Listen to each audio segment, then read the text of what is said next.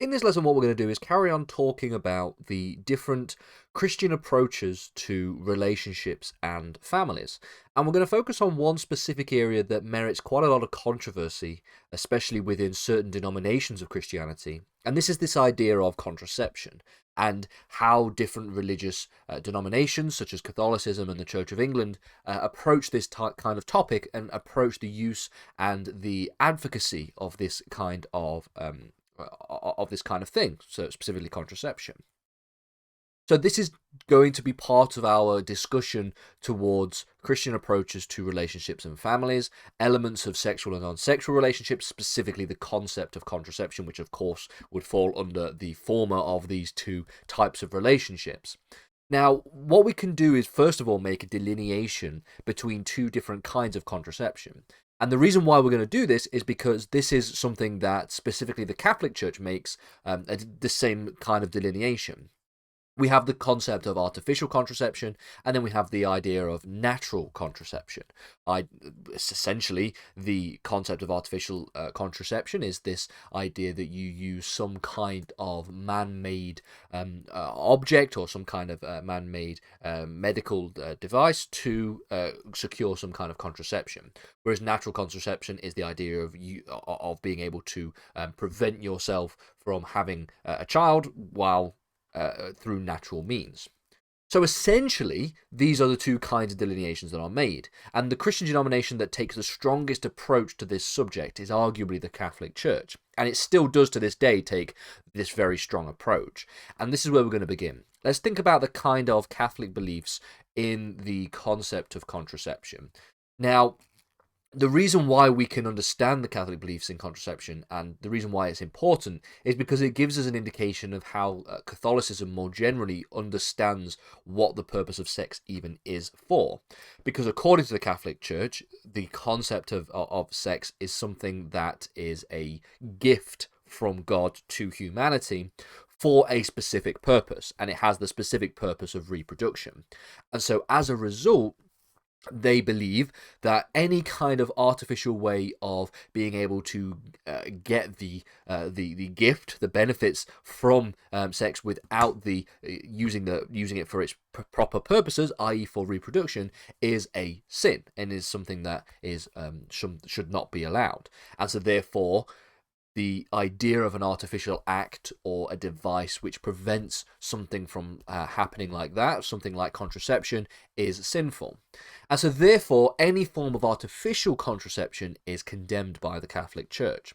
But this doesn't necessarily make the same claim about natural forms of contraception.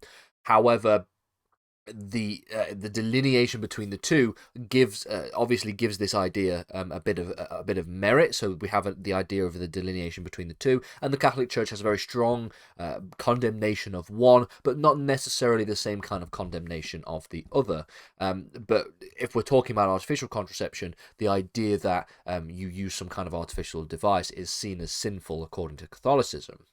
Now, this is a position that is particularly strong, and one that even the Catholic Church would hold where there was the possibility of the transmission of sexually transmitted diseases. So even in circumstances where an individual who is engaging in sexual intercourse may have, for example, HIV or AIDS, and of course, in that circumstance, an artificial contraception that could prevent that is not just necessary, but I would argue particularly moral to use in that particular circumstance, so you don't transmit any kind of disease. The Catholic Church would still hold this very strong position that regardless of what kind of negative outcomes that could happen as a result of not using artificial contraception, it is still sinful to use it. Now, essentially, in the past, this was the past position of the Catholic Church to take a negative view of the use of, for example, condoms in all circumstances, even circumstances like we have here, where an individual who is engaging in sexual activity may have some kind of STD. So, when this is the case, of course, you're going to be running into a number of different moral conundrums. Do we suggest that the use of contraception is as sinful or more sinful than the idea or the negative consequence of transmitting some kind of disease to another individual? And really, the Vatican, while not taking an official position on the matter, is seen to have relaxed to an extent, a little bit to an extent, the circumstances under which somebody may be able to use some kind of artificial contraception. So, in a situation where an individual may have a sexually transmitted disease, it is seen that they may be able to use some kind of artificial contraception to prevent the transmission of said disease to another individual. So while not taking an official position on this matter, this is really where the Catholic Church stands more generally on this particular issue. So, given the fact that the Catholic Church is particularly strong on their position relating to the use of artificial contraception, what about other Christian beliefs and other denominations? So let's, for example, talk about the Church of England and how the Church of England views the concept of contraception.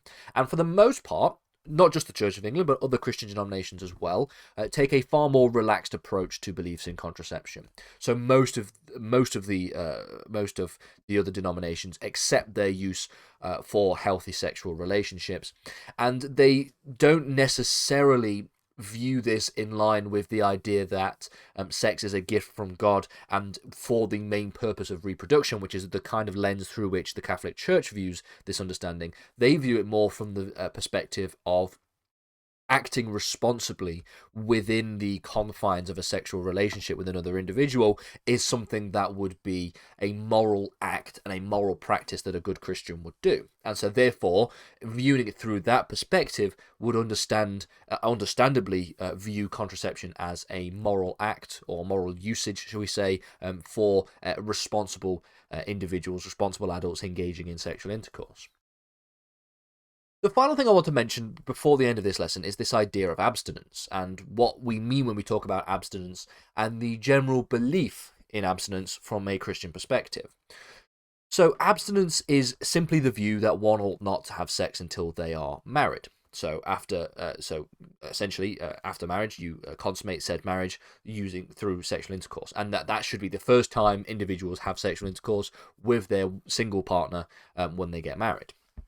Now, this finds itself in certain Christian doctrine through the view that God gave the gift of sex, again, as something that ought to be not only utilized for the purposes of reproduction, but also as something that ought to be done only through the sacrament of marriage. So the idea of having sex outside of marriage or sex before marriage is something that would go against God's wishes and therefore be immoral. So this is a belief that is not particularly orthodox in its understanding. It's particularly quite it's relatively niche. It's a relatively esoteric belief these days. It used to be a lot more popular and a lot more prominent, but in today's society, it is generally seen as less prevalent and less prominent as a belief tends to be, even within a lot of Christian groups and Christian beliefs. But there are still organizations that aim to try and promote the view of abstinence, mainly targeting at youth, because of course individuals who are going past the age of 16 are the people that are starting to engage with sexual activity for the first time, and so therefore these organizations aim and target their messaging towards young individuals to teach the position that it ought to be the case that you have sex or you save sex for marriage. And we have groups, for example, such as Teen Aid, which present themselves as an organization to try and teach this position and to try and promote this position to young individuals, to teenagers. Now, the next lesson, what we're going to do is talk about the concept of divorce and the ways in which different Catholic and Church of England and other denominations view the idea of divorce and the ending of relationships, before we talk about the general perspectives of the roles of men and women within society and the roles of men and women in the process of Christian community and that of the raising of children. So these are the sort of final areas of families and relationships that we're going to explore in more detail later on.